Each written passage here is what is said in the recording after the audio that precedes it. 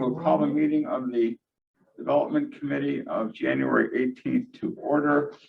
I would ask for a motion to allow Member Chaplin to be a member of the committee for quorum purposes this morning. Or a second? Second. All those in favor? Aye.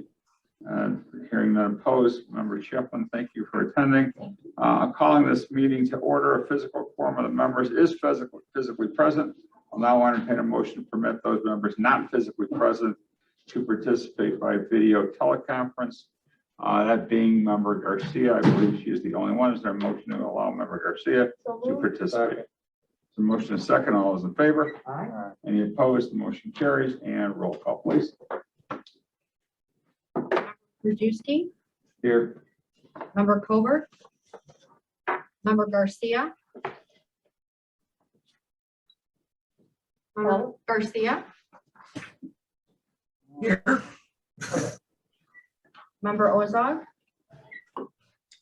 Member Rutledge, Here. Member Chaplin, Here. Chair Tornatori. Here. And we have a quorum. I have nothing under Chairman's remarks. Public comment. I understand we do have some electronic public comment and one person here to comment for us. So we'll start with him. Andrew. Oh, Yeah. Hi. Good morning. Good morning, Andrew. Please, are your public comments are limited to 3 minutes per person. There are limited to discussion of testimony that was heard at the Zoning Board of Appeals. No new evidence is allowed. So feel free to address these. Sure. Good morning, everyone. I'm mainly here just to provide some personal testimony around, I guess, Z21092 Blouchuck. I have I've been probably dealing with the situation the most as the neighbor right adjacent to this property. Every window that I look at from my house, I see this gigantic nuisance of an obstruction that was constructed without a permit. And I've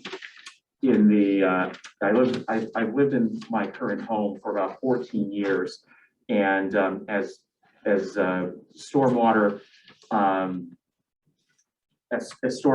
has stated, it has been built in a flood zone, and where he has built this shed illegally, during my residence, I've seen that whole area flood at least 7 times. Our backyard is adjacent to the Winfield Creek, and in heavy rains, water overflows and it consumes that whole area in our backyard, and it takes anywhere from 1 to 3 weeks for it to fully sort of dry out. So not only is the this quote unquote shed that he's constructed, not only is it a complete eyesore, I believe that there's public safety in danger just because of the where it's located in the floodplain. And I just ask that myself as well as my neighbors, we're all completely against it, and I hope that you guys will continue to deny him and send him to adjudication. Thank you. And we have one electronic comment. This is from Seth Romano, and it's about the zoning petition C21097. Romano, good morning, Development Committee.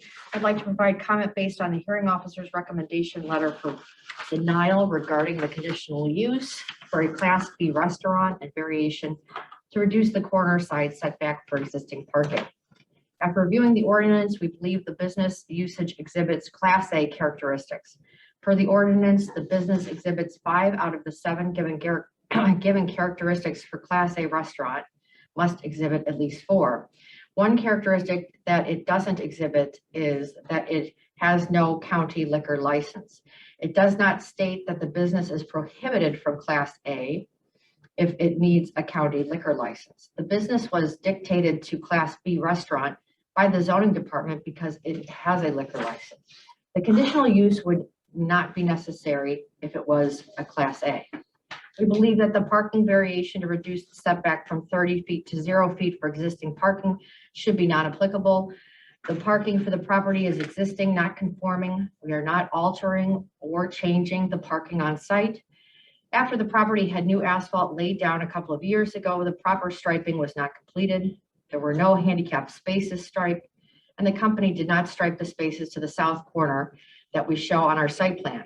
We are proposing to update the parking by striping 2 center spaces for handicap and striping the 2 spaces at the south corner that were not striped. The parking is the same as it has been, and we are not altering or changing it. We have been granted permission from the property owner to use up to 2 spaces on an adjacent property for employee parking. In response to D and DA, we are not adding parking spaces. We are completing the striping of 2 spaces as well as 2 handicap spaces. The parking situation is existing, conforming, and has been this way for decades. We are not proposing to change it. In response to E, after speaking to the county health department, a food permit cannot be provided with the property on well and septic. However, no food permit is required if we only sell prepackaged goods and beverages and do not offer dispensed beverages and do not offer ice beverages. Following the previously stated requirements, we exhibit the following characteristics for Class A restaurant. 1, sells prepackaged food ready for carryout. 2, could have little or no on-premises seating for patrons. 3, has no meeting and or banquet facilities. 4, does not accept dining reservations. 5, little or no advertising on an individual establishment basis. This business model is not one of a high-traffic business. This establishment offers an enjoyable atmosphere for adults to have a beverage, snack, and gaming experience. We also have limited our capacity to 15 patrons. It is not a sports bar or busy restaurant, and it is no busier than a convenience store or cleaners with patrons coming and going. In response to standards, 1, this business will not be injurious to the neighborhood, detrimental to the public welfare, or in conflict with the county's comprehensive plan for development. This business would be updating the building and property and provide adults in the neighborhood a place to enjoy for most and a place of employment for others. In response to standards 2A, B, C, D, E, F, G, these items should be non-applicable. The business is not changing anything on the property. It will not impair the supply of sunlight and air to the surrounding properties. It will not increase hazards to the property. It will not diminish the value of the land and building. It will not increase traffic congestion on public streets and highways, and does not create any additional dangerous situations, as it is using the same existing conforming parking as other business usages on the property. It will not increase the potential for flood damages. It will not incur additional public expenses for flood protection, rescue, or relief. It will not impair health, safety, comfort, morals, or general welfare of the inhabitants of DuPage County. We believe that the business will benefit to the neighborhood and the county, offering an enjoyable environment to have a beverage, snack, and gaming experience for local residents and metro commuters. It will provide employment to residents of the neighborhood and county, and will provide commuters a comfortable place to go while waiting for the train. Thank you for your time. Thank you. That concludes the public comment portion of the meeting. After consulting with Paul, there appears to be some issue as to whether or not this particular Romano item, which is item E, is a Class A or a Class B license. Therefore, as Paul suggested to me, and I concur, we're going to pull it from today's agenda so we can revisit the class issue, because that will have a significant difference in how we deal with this from our standpoint as well as staff's. So if there's no objection from the board, that item will be pulled. Moving on, I'll entertain a motion to approve the minutes of December 7th, 2021.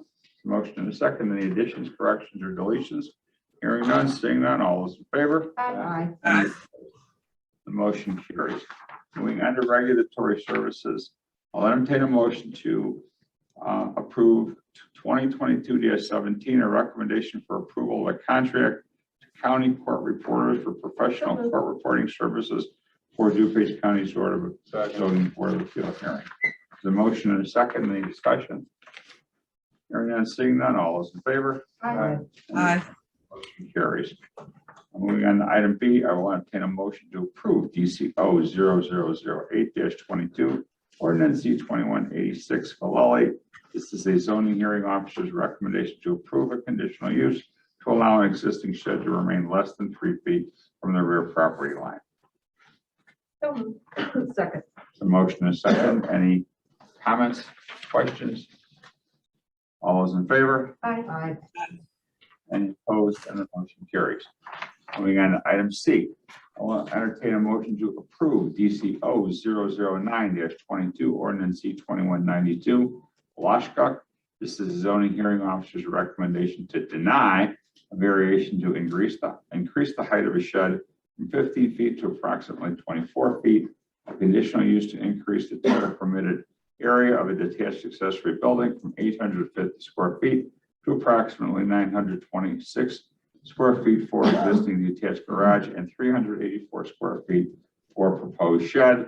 This has been denied by the zoning hearing officer. As you know, all of our motions are taken in the affirmative, so I'll entertain a motion to approve this ordinance. So moved. Is there a second? Second. A motion and a second. Paul, do you have anything you wanted to add on this denial from the ZHO? This was a accessory structure that was built without a permit. We processed this through our adjudication process, and before it went to adjudication, the petitioner has the opportunity to apply for zoning relief to be able to get out from underneath compliance. That's what this process is going through right now. This shed is built, as I said, without a permit. More importantly, it's built in a special management area, floodplain. We've had meetings twice with our stormwater management team and indicated that there was just no possibility to continue to build within the floodplain. They would have to move it. There's no opportunity for the stormwater staff to be able to grant a variation to allow it to remain in the floodplain. So once again, the petitioner is seeking the zoning relief to be able to get out from underneath this violation. Is it already built? It's already built. It's partially built. We put a stop work order on it, and the property owner continued to build. The only thing it has left to build on it is the siding and shingles on the roof, but for the most part, it's completely built. So just if we were to deny this or affirm the zoning hearing officer's denial, and that would be the case at county board, what's the remedy? What do? We tell them to tear it down? Take it down, yes. And in the absence, And if he doesn't, it goes to adjudication and we ultimately go through the court system. And Correct. Okay. All right. Any questions of Paul? Paul, I'm sorry. Vice Chair Garcia. Thank you, Chair Tortor. Paul kind of answered my question. I wanted to know if the existing shed was there for a long time, but it sounds like that was just originally built and now they're putting an addition on that. Is that correct, Paul? yeah, this is a brand new shed for the, when I say brand new, within the last 2 years, it's been going on for about 2 years now that he's been building it without permits. But there was no structure there prior to this. All right, thank you, Paul. Member Krajewski. Paul, so were we aware he's been building this for 2 years, or we were aware for about a year and a half. have we been going out and issuing notices? We've issued 2 violation notices. We tried to get him into adjudication. We had a little bit of an issue getting into adjudication because of COVID. But when we did get to adjudication, he chose to apply for zoning relief, so that stopped the adjudication process. Any other questions? Yes. Is there another place on the property that would be appropriate for this structure? If There's another location on the property that is outside of the special management area. Right. Yes, and it's further north on the property towards St. Charles Road. This is a fairly deep property, but there is an area on the north side of the property that could be built outside of the floodplain. we could move it before we tell him he has to tear it down? Well, it's still not conform because it's too big. Well, that's the other thing. It's too big, it's too tall. So he would have to downsize it by about 200, 300 square feet, and he'd have to bring the height of it down as well. Okay, thanks, Paul. Anything further? Okay, we have a motion to approve this ordinance, understanding that the zoning hearing officers has denied this at the zoning hearing officers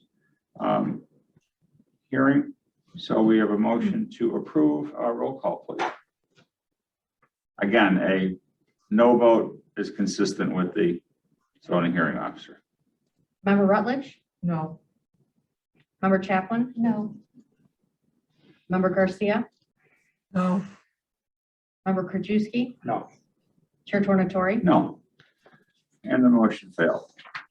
Moving on to item D, I'll entertain a motion to approve DCO 10-22, ordinance C 2193, Duran, a zoning hearing officer's recommendation to approve a conditional use to allow an existing shed to remain less than 3 feet from the interior site setback. So moved. Second. Motion and second. Any questions, comments? Hearing none, seeing none, all those in favor? Aye. Aye. Any opposed? The motion carries. Moving on to item F, I'll entertain a motion to approve DCO 12-22, ordinance C 2199, Clark, a zoning hearing officer's recommendation to approve a conditional use to allow an existing screen room to remain less than 10 feet from the east interior site property line, or it has existed for at least 5 years. A conditional use to allow an existing shed to remain less than 10 feet or existed for at least 5 years, and a conditional use to increase the total permitted area of a detached accessory building from 650 square feet to approximately 830 square feet. So moved. Second. Motion and a second. Any questions, comments? Hearing none, seeing none, all those in favor? Aye. Aye. Any opposed? The motion carries. Finally, item G, I'll entertain a motion to approve DCO 13-22, ordinance C 21-101, Nelson, the zoning hearing officer's recommendation to approve a conditional use to increase the total permitted area of a detached accessory building from 850 square feet to approximately 1,048 square feet, and a conditional use to allow an existing shed to remain less than 10 feet from the interior site property line where it has existed for at least 5 years. Second. A motion and a second. Any questions, comments? All those in favor? Aye. Aye. Any opposed? And the motion carries. Do we have any old business? Do we have any new business? Hearing none, seeing none, without objection, we're adjourned. Thank you. Thank you.